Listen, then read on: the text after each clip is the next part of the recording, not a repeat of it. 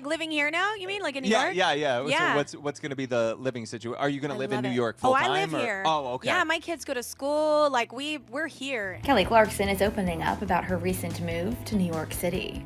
In a new interview backstage with Audacy Music at its 10th annual We Can Survive 2023 concert, the Kelly Clarkson Show host reflected on her new home. I love it. Oh. Like I never thought, like if you'd asked me in my 20s, like would you ever live in New York? I'm like, maybe for like a year for Broadway, but never more than that.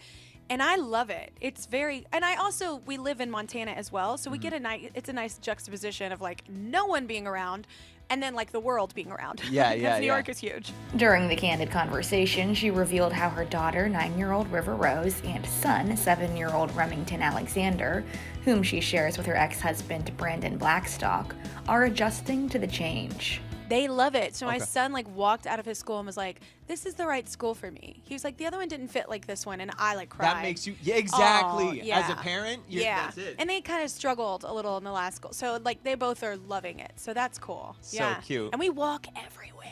Yeah. Getting so much exercise without even going to a real. gym. For real. Like, When I like don't go to the gym for a little bit and go up those subway steps, I'm like... Well, and I live there's 6 floors. Like, so it's like you have to walk those all the time. Yeah, for sure. Yeah, you're also walking stairs. She also reflected on her move while speaking on stage at the event, which focuses on mental health awareness on October 14th. Just to be a part of like the New York City vibe and everybody here, I'm so happy. And like, by the way, just a note to self, if you are unhappy, like moving somewhere doesn't change everything, but it does change perspective sometimes, and it does just, you pick the weeds, you keep the flowers, and you surround yourself with better people sometimes for you. So just remember that, like, life doesn't have to stay, you don't have to stay stuck. In the interview, the Voice alum recalled how she channeled her own emotions growing up and how her kids are learning about theirs. And I imagine you're passing along like certain outlets to your kids, but are they more open No, my with you? kids are like, look, I mean, especially because they grew up in LA a little bit too. So we have all these things like, is this how you're feeling? Is this how you're feeling?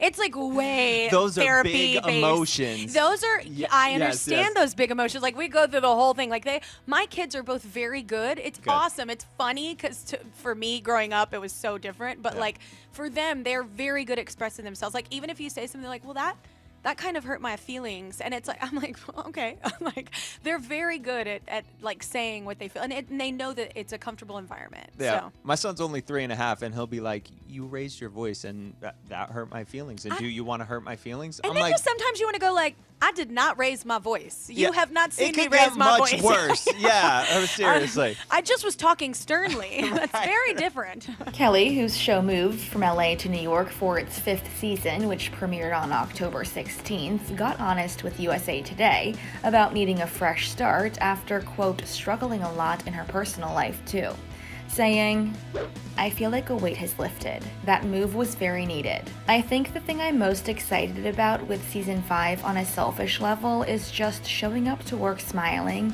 and actually meaning it. That's a beautiful gift that you don't realize until you're out of it. One thing she is looking forward to this year is Halloween. The Grammy winner detailed how her family plans to celebrate the holiday.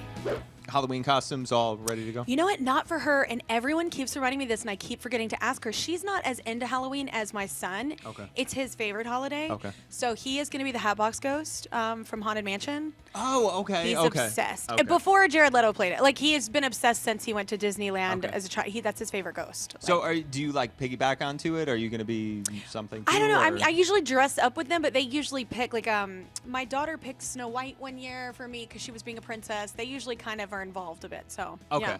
Cool. I'm the parent that totally dresses up with their children. I do the same. I also do it though because I get in disguise, so that people don't. Because last time I think I did Cruella de Vil and I had like all this. You couldn't really tell it was me.